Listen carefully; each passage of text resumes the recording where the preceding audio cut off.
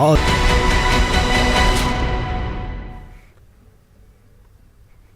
Break के बाद एक बार फिर से आपका इस्तकबाल करते हैं। 7:53 हो रहे हैं, यानी 8 बजे से वोटों की गिनती शुरू हो जाएगी, रुझानात आना शुरू हो जाएंगे। न्यूज़ 18 उर्दू पर आप नजरें बनाए रखें, क्योंकि जो टैली है आप देख पा रहे हैं टीवी स्क्रीन में साइड पर, वो टैली लगातार फ्लक्चुएट होती रहेगी और रुझानात किस पार्टी को सबसे पहले मिल रहे हैं ये भी देखने वाली बात दिलचस्प होगी, क्योंकि एग्जिट पोल ने तो ये दिखा दिया है कि महागठबंधन की अजीम इत्तेहाद की सरकार बन रही है, लेकिन एग्जैक्ट पोल क्या कहते हैं इसके लिए लगातार बने रही न्यूज़ 18 उर्दू के साथ। न्यूज़ 18 पल पल की अपडेट सबसे पहले और सबसे दुरुस्त तरीके से आपको दिखाएगा। हम चिल्लाते नहीं है बल्कि दुरुस्त नतीजे बताते हैं। बिल्कुल जाहिर सी बात है कि अब धड़कनें और ज्यादा तेज हो रही हैं।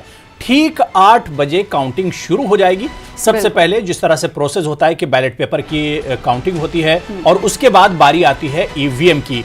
तो सना उम्मीद यही की जा रही कि 8:20 पे पहला हम जो रुझान है वो अपने नाजरीन को दे देंगे, क्योंकि सबसे पहले न्यूज़ 18 उर्दू रुझान और नतीजे पहुंचाता है। लेकिन एक चीज ये भी है, तेज तो हम जरूर हैं लेकिन कोई गड़बड़ नहीं होगा, बिल्कुल दुरुस्त जो रुझान होंगे वो हम अपने नाजरीन तक पहुंचाएंगे।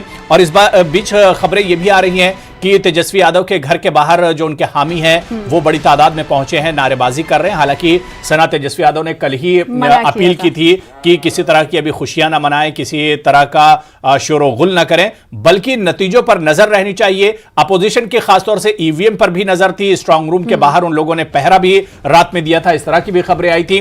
तो नतीजों से पहले अभी हर तरह के जो गुमान है, जो इम्कान है, जो अंदाजे हैं वो लगाए जा रहे हैं, लेकिन सही नतीजे क्या कुछ होंगे ये 8 बजे के बाद जब काउंटिंग शुरू हो जाएगी, जब ईवीएम फैसला सुनाना शुरू करेंगे कि अवाम ने किसके हक में फैसला किया है, तभी सना सही नतीजे पता चलेंगे। बिल्कुल। और न्यूज़ 18 उर्दू की कोशिश रहती है शुरुआती दिनों से ही कि जो स्टार्टिंग से आंकड़े रहते हैं रुझानात के या फिर जीत के, वो आखिर तक रहते हैं, यानी तब्दील नहीं होते हैं। तो बात हम सियासी पार्टियों की कुछ देर पहले कर रहे थे। सियासी पार्टियों की नींदें तो जाहिर सी बात है उड़ी होंगी और धड़कनें मजीद तेज से तेजतर होती हुई जा रही होंगी। पार्टी के लिए सवाल तो है ही, लेकिन बड़े लीडरान के लिए भी किस्मत का फैसला है कि क्या वो अपनी सीटें या नीतीश कुमार के बुजरा जो रहे हैं वो अपनी सीटें बचा पाते हैं, जीत उनकी होती है नहीं। और कांग्रेस लीडर क्या कुछ कहते हैं, आइए सुन लेते हैं। गन्ना केंद्र पर जो प्रत्याशी उनके पहुंचने का सिलसिला शुरू हो चुका है। बीजेपी के प्रत्याशी हैं दीघा विधानसभा से संजीव चौरसिया, जो इस वक्त पटना के एन कॉलेज जो स्ट्रांग रूम है वहां पहुंचे हैं। संजीव जी, धड़कनें बढ़ गई होंगी आपकी? नहीं, बहुत आसान्वित अलग अलग प्रकार से बहुत भारी और प्रचंड बहुमत से जीत है। चूंकि जनता के साथ लगातार जीवंतता के साथ जो हमने काम किया है उसी का परिणाम जनता निश्चित तौर पर देगी। बस परिणाम का इंतजार है। वहीं हम जा रहे हैं, काउंटिंग में भी जा रहे हैं और सभी मतदाताओं से अपील भी करते हैं उत्साहपूर्वक निर्णय का इंतजार करें। टक्कर कांटे की है?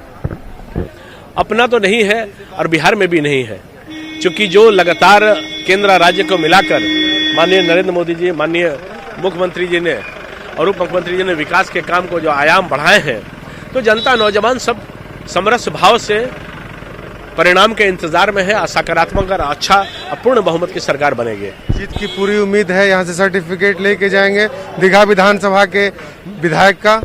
निश्चित तौर पर वो तो पहले ही निश्चित था, क्योंकि जनता ने प्रेम भाव और स्नेह जो प्रदर्शित किया है उसके लिए मैं कृतज्ञता अपनी जाहिर करता हूं और जनता का प्रेम सर्वोपरि है, जनता अपने साथ है। जनता का संदेश पहुंच गया है। अब वो संदेश ईवीएम के माध्यम से जनादेश में तब्दील होना बाकी है और मैं समझता हूं बिहार की जनता को प्रणाम। जो संदेश आ रहे हैं वो संदेश स्पष्ट है कि लोगों ने जाति और धर्म की दीवार तोड़ दी है।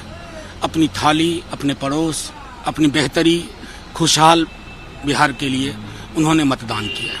पहले चरण से जो हमें आवाज सुनाई देने लगी ना, दूसरे चरण में उसमें वृद्धि हुई और तीसरे में तो साफ हो गया। तो बिहार कौन जीत रहा है, अब से कुछ देर में यह तस्वीर